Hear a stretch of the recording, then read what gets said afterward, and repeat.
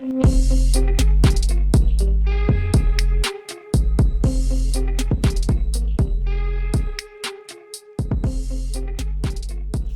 guys, I'll jump right into it. Some things I like and don't like about this Fusion 2. There's a few things more that I don't appreciate, but I'll tell you something good. For example, I think they did a decent job improving that bolt. The bolt handle is still small, but it's bigger than the other one. It's knurled, it feels like a real bolt.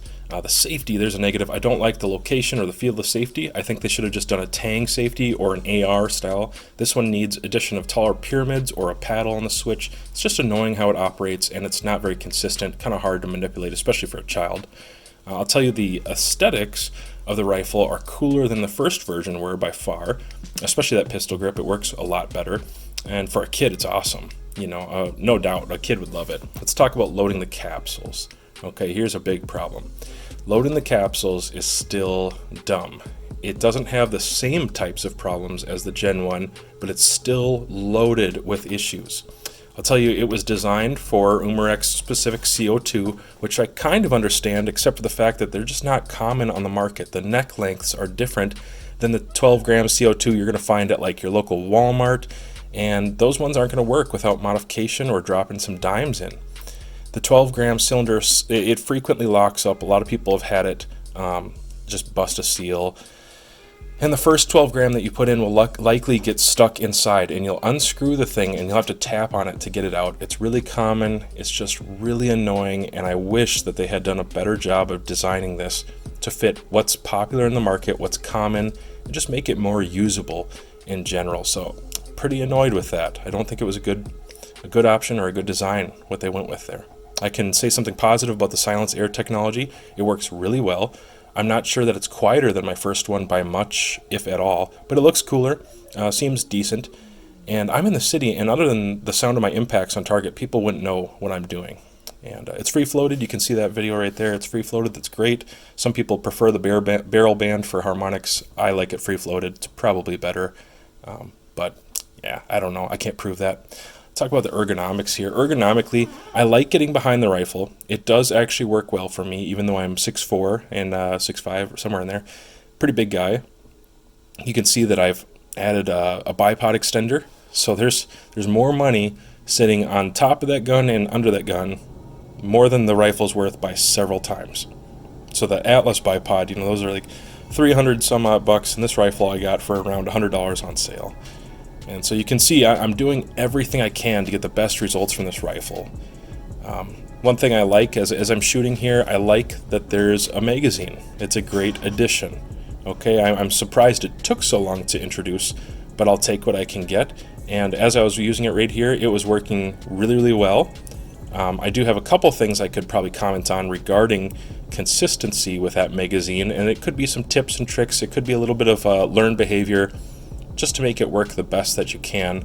I know I've seen some complaints online, and I was able to decipher just from their complaints that they were using the gun wrong. It was not the magazine's fault or the gun's fault, the designer's fault. It was user-induced error, which is very common, but just the fact that it's a $100 rifle, not everything's going to work perfectly every time. I think that's a lot to ask of something this cheap. Honestly, nowadays that's just how air guns are.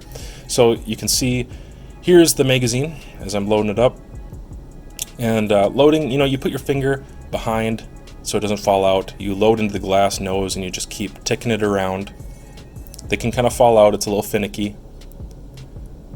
And when I actually load it into the gun, you're going to see here in a second that there's a chamber and there's a ball detent down there. And the magazine is one directional for insertion. Some people haven't even figured that out.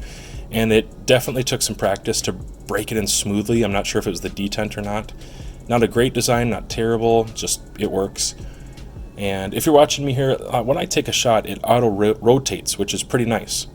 It does it for you, spring tension. Seems mostly reliable in those first 500 to 1,000 rounds, somewhere around there.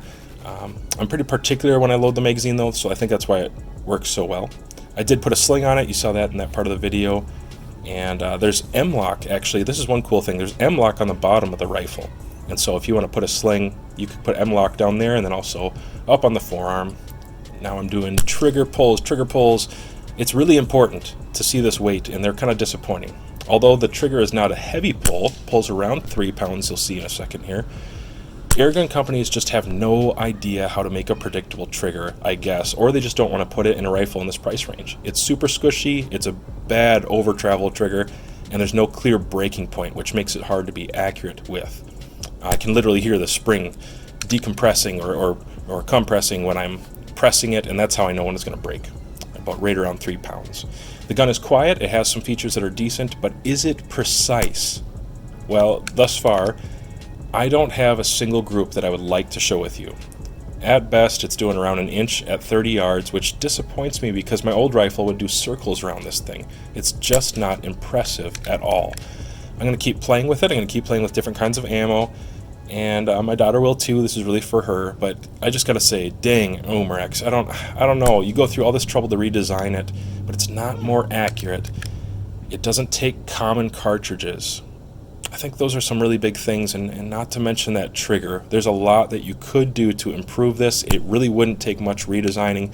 I think a 3.0 design needs to come out to replace this one as soon as possible and just get it up to speed, but it's close.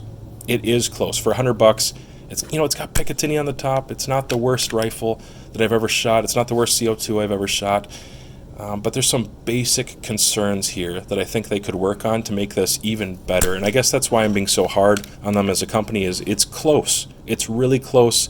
It wouldn't take too much more reworking to get this to be really an excellent, excellent rifle that I could get behind. Right now, I'm going to say just wait until 3.0 comes out.